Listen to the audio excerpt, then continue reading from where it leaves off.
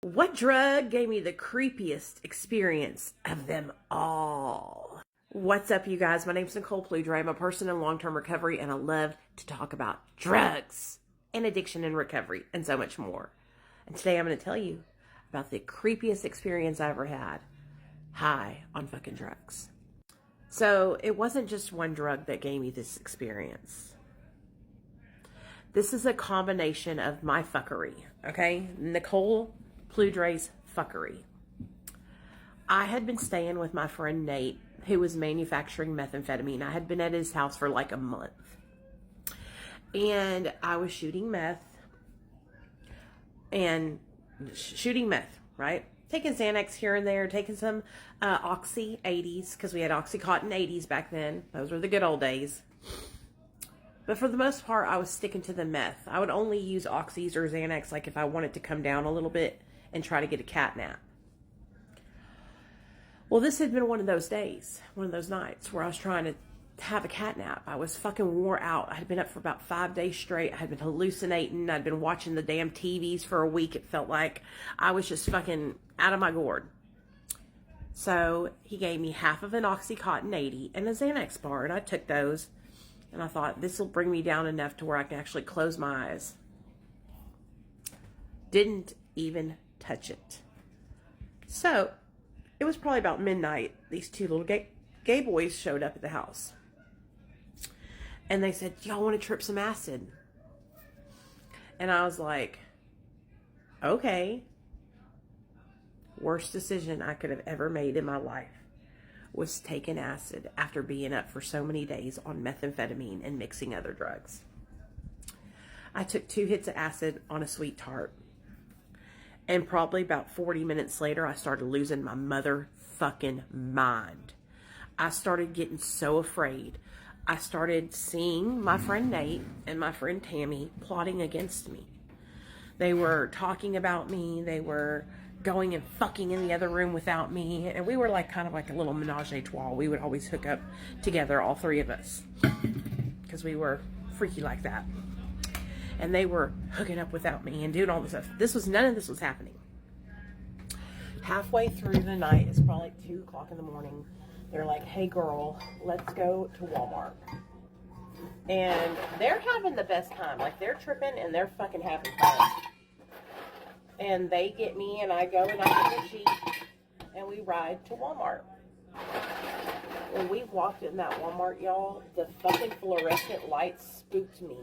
And I turned around and ran out the front door of the Walmart and went and laid down in the Jeep until they came out. It took forever for them to come out.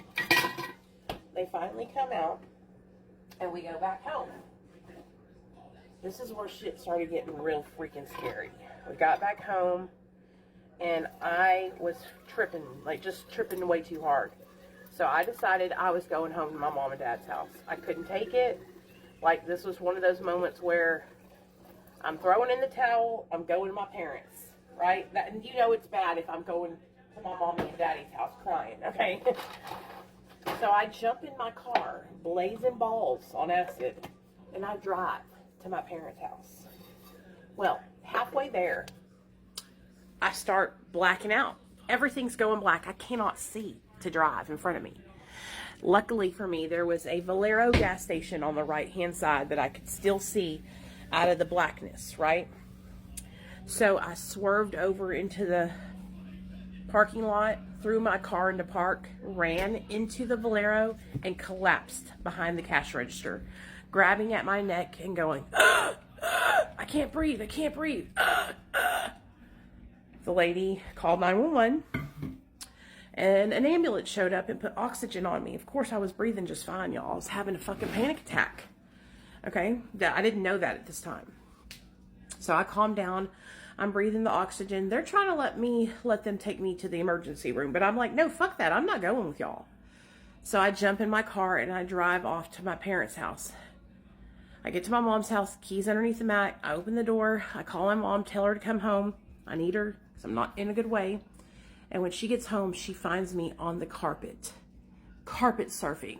For God knows what, I was hallucinating that there was fucking crack rocks all over my mom's fucking carpet. And that's not the first time I've hallucinated shit on the carpet and like carpet surfed for days looking for it. So my mom comes home. She's like, "Are you okay?" And I'm like, "Oh, Mom, I'm fine. This is normal. This is normal." And when I tell you, my mom was so upset. She was crying because she was like, "That's when I knew that you were not in your right mind." So my mom put me in the emergency in the car and took me in the emergency room, and they kept me there for 8 hours, you guys, giving me fluids and Valium and like trying to calm me down. But that was the creepiest experience I had because my mind started turning against me, and I was scared of everything. Everything that was going on was something was happening against me. My friends were going against me. You know, it was just really, really, really scary. And it was because I had been up for so many days without sleep. And then I added that acid on top of being awake for 5 days on methamphetamine. And so I was bound to have a bad trip. But because of that experience, I never tripped acid ever again because I'm so afraid to, because I had that horrible, horrible experience. So that was the creepiest, I feel like, experience I had because it felt like it lasted forever, you guys. It felt like I was never going to come out of that trip. I thought I was going to be stuck there forever.